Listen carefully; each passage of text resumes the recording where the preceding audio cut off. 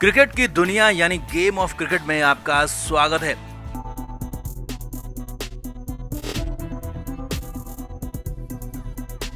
IPL के mega auction में खिलाड़ियों पर धन वर्षा हुई है। कई खिलाड़ियों को करोड़ों की रकम मिल गई तो कई बड़े बड़े नाम अनसोल्ड रह गए। लेकिन इसी आईपीएल ऑक्शन में एक जबरदस्त महाड्रामा हो गया।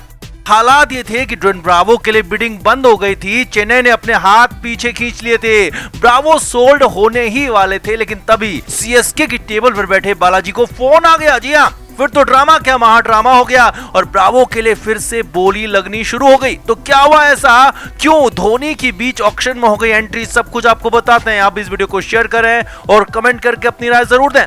तो बेंगलुरु आईपीएल में ऑक्शन में कई बड़े बड़े चमत्कार हुए, कई बड़े बड़े नाम अनसोल्ड रह गए तो कई नवेले खिलाड़ियों को करोड़ों रुपए मिल गए। हालांकि इसी ऑक्शन में ह्यूज एडमिट्स के साथ बुरा हादसा भी हुआ और इसी ऑक्शन में एक ड्रामा भी हो गया। ये सब कुछ हुआ ड्वेन ब्रावो के ऑक्शन के दौरान। ब्रावो के ऑक्शन के दौरान जबर ड्रामा हंगामा हुआ, धोनी तक की एंट्री हो गई। अब क्या हुआ वहां पर वो आप भी देखिए और समझिए। तो ऑलराउंडर्स के ड्रॉ में ऑक्शन के लिए ड्वेन ब्रावो का नाम आया और ड्वेन ब्रावो का बेस प्राइस था 2 करोड़ रुपए। अब ब्रावो का नाम आते ही चेन्नई सुपर किंग्स ने हाथ ऊपर उठा दिया। अब यहाँ पर काफी देर तक दूसरा कोई खरीदार नहीं आया था और चेन्नई सुपर किंग्स को लगा कि ब्रावो बेहद कम कीमत पर उन्हें मिल जाएंगे। मगर तुरंत ही दिल्ली कैपिटल्स ने एंट्री मारी और बोली को बढ़ा दिया। धीरे धीरे बोली बढ़ती चली गई। अब असली ड्रामा शुरू होना बाकी था। जैसे ही बोली 3 करोड़ पर पहुंची तो चेन्नई सुपर किंग्स ने हाथ खड़े कर दिए और कहा कि वो अब आगे बोली नहीं लगाएंगे और ब्रावो उनकी लिस्ट से बाहर हो गए। अब मैदान में दिल्ली थी, अकेले दिल्ली ही थी और दिल्ली की टीम को ड्वेन ब्रावो मिलने जा रहे थे। ऑक्शनर्स का हथौड़ा चलने ही वाला था और ब्रावो दिल्ली को सोल्ड होने ही वाले थे। लेकिन तभी चेन्नई ने बिडिंग को रोक दिया। जी हाँ, बिडिंग को रोक दिया गया और इसकी वजह थी बालाजी का फोन। चेन्नई सुपर किंग्स के बॉलिंग कोच लक्ष्मीपति बालाजी को फोन आया और खबर है कि ये फोन महेंद्र सिंह धोनी का था, जो कि हर हाल में ड्वेन ब्रावो को अपनी टीम में चाहते थे। और तुरंत ही धोनी ने ब्रावो के लिए बिडिंग बढ़ाने की बात कह दी और सीएसके ने भी तुरंत धोनी की बात मान ली और फिर से ऑक्शन में शामिल हो गए।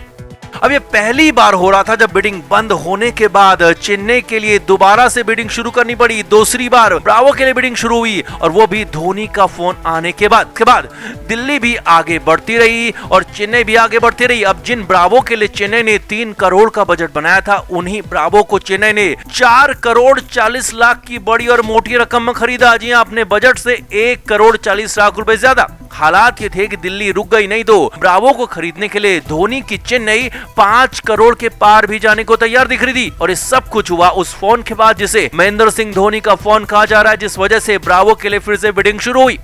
तो कुल मिलाकर धोनी ने अपने खास हथियार ड्वेन ब्रावो को खरीद ही लिया, वापस से अपनी टीम में ले ही लिया और ब्रावो को अपनी दोस्ती को और प्यार भी दिखा दिया। तो आपका ब्रावो के खरीदने के धोनी के इस फैसले पर, इस महाड्रामा पर और इस फोन पर क्या कहना है, कमेंट करके आप भी जरूर बताएं। वीडियो को शेयर भी करें।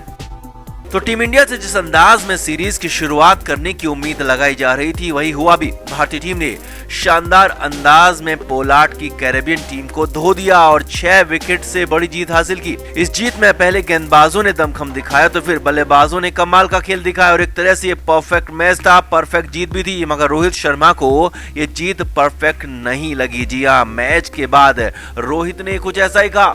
मैच के बाद रोहित शर्मा से पहला सवाल यही पूछा गया कि रोहित, आपके लिए परफेक्ट मैच और परफेक्ट जीत रही? तो रोहित ने कहा कि बिल्कुल नहीं, मैं ऐसा नहीं मानता। जी हाँ, कहा तो उम्मीद की जा रही थी कि रोहित शर्मा कहेंगे कि वो खुश है टीम से, टीम के प्रदर्शन से, खिलाड़ियों से। मगर रोहित ने उल्टी बात कह दी। रोहित ने कहा कि ये जीत क्या, कोई भी जीत परफेक्ट नहीं है और हर जगह बेहतरी की गुंजाइश होती है और यहाँ पर तो बहुत ज्यादा कुछ बेहतर हो सकता था। अब ऐसे में रोहित से ऐसे जवाब की उम्मीद नहीं थी। तो रोहित से सवाल तुरंत पूछा गया कि आपको क्या लगता है, कहां पर कुछ बाकी रह गया या फिर कहां और बेहतर हो सकता था और वो कौन से खिलाड़ी हैं जिन्हें बेहतर करना चाहिए था। तो रोहित ने बिल्कुल बेबाक अंदाज में बात की और रोहित शर्मा ने कहा कि बैटिंग और बॉलिंग दोनों ही जगहों पर और बेहतरी हो सकती थी जो हम नहीं कर पाए। रोहित ने कहा कि पहले बैटिंग की बात करता हूं तो हमारे इतने सारे विकेट्स नहीं गिरने चाहिए थे। जी हाँ, रोहित ने यही बात कही। रोहित ने कहा कि मेरा विकेट आउट होने के बाद शायद दूसरा या फिर तीसरा विकेट आउट नहीं होना चाहिए था, क्योंकि इतना बड़ा स्कोर नहीं था। लेकिन मेरे बाद भी 3 विकेट और कुल 4 विकेट हमारे आउट हो गए, जो कि नहीं होने चाहिए थे। मिडिल ऑर्डर और बेहतर कर सकता था, मिडिल के खिलाड़ी और बेहतर कर सकते थे और टीम को जल्दी के साथ ही बड़ी जीत भी दिला सकते थे। अब यहाँ पर आगे बढ़ने से पहले आपको बता दें कि रोहित शर्मा और ईशान किशन ओपनिंग में आए थे, जबकि बाकी के 4 खिलाड़ी विराट, पंत, सूर्या और हुडा मिडिल में आए थे और रोहित शर्मा ने मिडिल ऑर्डर की बल्लेबाजी पर सवाल उठाए। अब सूर्य कुमार यादव और दीपक हुडा आउट तो हुए नहीं और शानदार बल्लेबाजी करते हुए टीम को जिताकर नॉट आउट लौटे, और जबकि ऋषभ पंत दुर्भाग्य से रन आउट हो गए। तो ऐसे में रोहित का साफ साफ इशारा द ग्रेट विराट कोहली की तरफ था। रोहित का साफ कहना था कि जिस लेवल के बल्लेबाज उनके पास मिडिल ऑर्डर में है, जितने बड़े बल्लेबाज विराट कोहली हैं, उस हिसाब से हमें विकेट नहीं खोनी चाहिए थे। यानी कि रोहित का साफ मानना था कि विराट को मैच जिताकर ही वापस आना चाहिए था, अपना विकेट खोना नहीं चाहिए था। वैसे विराट कोहली इस मैच में इतनी जल्दबाजी में दिखे कि पता ही नहीं चला कि कब वो आए और कब आउट हो गए, और इस दौरान 2 चौके भी मार दिए। और रोहित शर्मा को भी शायद यही बात खल गई, यही बात परेशान कर गई कि इतना बड़ा बल्लेबाज, इतना महान बल्लेबाज विराट कोहली कैसे इतनी जल्दी आउट हो सकता है। और इसीलिए रोहित ने साफ साफ कहा कि मिडिल के बड़े बल्लेबाजों को और बेहतर करना होगा। रोहित ने गेंदबाजों की भी बात की। रोहित शर्मा गेंदबाजी से भी नाराज दिखे। रोहित ने कहा कि हमने शुरुआत अच्छी की और 79 रन पर वेस्टइंडीज के 7 विकेट चटका दिए, लेकिन फिर अगले 3 विकेट के लिए हमने 100 रन गंवा दिए। हम यहाँ पर भी बेहतर कर सकते थे। रोहित ने साफ शब्दों में कहा कि बाद में हमारे गेंदबाजों ने विकेट लेने के बजाय रन बचाने की सोची और उसी का नतीजा हुआ कि हमें विकेट तो नहीं मिले और ऊपर से रन भी नहीं बच पाए और स्कोर 100 रन से ज्यादा हो गया। रोहित ने युजवेंद्र चहल का नाम लिया, वॉशिंगटन सुंदर का नाम लिया और कहा कि दोनों ने शानदार बल्लेबाजी की। चहल को तो मैन ऑफ द मैच भी चुना गया, लेकिन रोहित इन दोनों से भी नाखुश दिखे। रोहित ने कहा कि दोनों को और बेहतर करना चाहिए था बाद के ओवरों में, क्योंकि शुरुआती सफलता को हमें और इन दोनों को और ज्यादा भुनाना चाहिए था, लेकिन हम ऐसा कर नहीं पाए और हम अगले मैच में और बेहतर करेंगे। अब यहाँ पर रोहित शर्मा ने यह भी कहा कि मैं ऐसा नहीं है कि मैं अपनी टीम से जीत का या फिर अच्छे खिलाड़ियों से उनके खेल का क्रेडिट वापस ले रहा हूँ। मैं जानता हूँ कि ये लोग और बेहतर कर सकते हैं। रोहित ने कहा कि विराट जैसे वर्ल्ड क्लास बल्लेबाज से आप हमेशा ज्यादा क्यों उम्मीद करते हो, और चहल और वॉशी ने भी जैसी गेंदबाजी की उसमें लगता है कि कुछ और बेहतर हो सकता था, क्योंकि ये दोनों ही कुछ और बेहतर कर सकते हैं, ये दोनों बेस्ट है।